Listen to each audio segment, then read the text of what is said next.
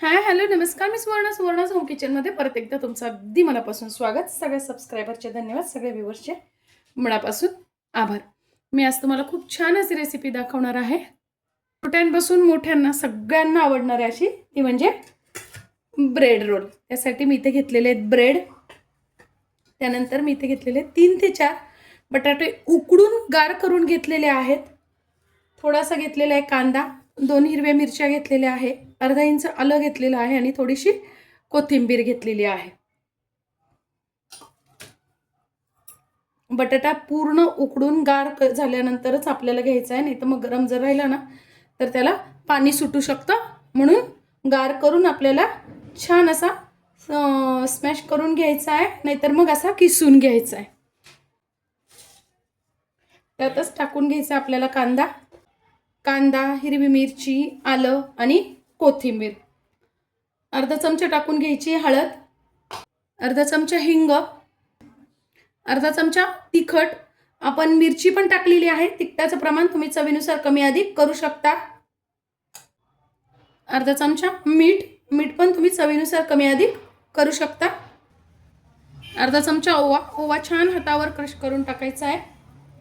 1 चमचा धने आणि जिरेची पावडर.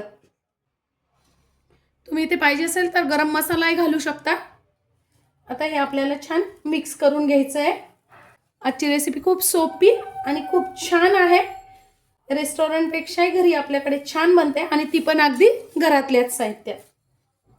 हे छान मिक्स झालं करणं की 1-2च मिनिटासाठी आपल्याला बाजूला ठेवायचं आहे.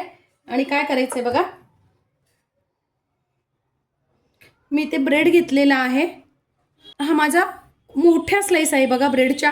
हा जर एवढा मोठा केला तर ब्रेड रोल खूप मोठा होईल, म्हणून मी काय करतेय, फक्त त्याच्या कडा कट करून घेतेय. तुम्ही नाही केल्या तरी चालेल, या रेसिपीसाठी कडा कट करायची अजिबात गरज नाहीये. उलट ठेवल्या तर छान असा क्रंची आपले ब्रेड रोल तयार होतात. पण खूप हा ब्रेड मोठा असल्यामुळे मला त्या कट करून घ्यावे लागतात. नंतर मी याचे ब्रेड क्रम्स करणार आहे.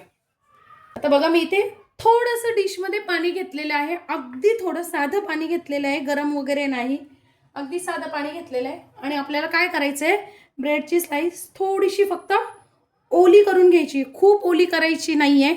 जर तुम्ही खूप ओली केली ना, फक्त त्याला आपल्याला आकार द्यायचा आहे, म्हणून थोडीशी ओली करायची. पूर्ण परत त्यातलं पाणी काढून टाकायचं आहे. बघा, या पद्धतीने अगदी दाबून घ्यायचं आहे, म्हणजे पाणी सगळं निघून जातं. आणि काय करायचं आहे, आपण जे स्टफिंग तयार केलेलं आहे ना, त्याला सिलेंडर असा आकार द्यायचा आहे आणि त्यात हे ठेवून पूर्ण आपल्याला असा पॅक करून टाकायचा आहे. बघा, तर आपोआपच आकार तयार होतो, कारण आपण आता त्याला ओलं केलेलं आहे ब्रेडला. बघा, या पद्धतीने. आणि पूर्ण पाणी त्यातलं काढून टाकायचं आहे.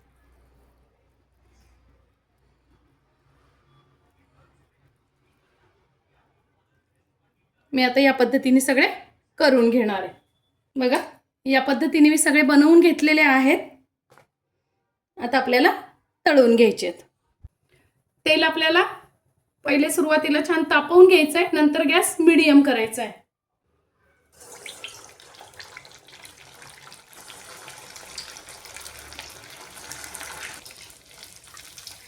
दोन मिनिटं लगेच हलवायचे नाहीये, थोडेसे बुडबुडे शांत होऊ द्यायचे आणि मगच थोडेसे आपल्याला हलवून घ्यायचे. बघा, या पद्धतीने.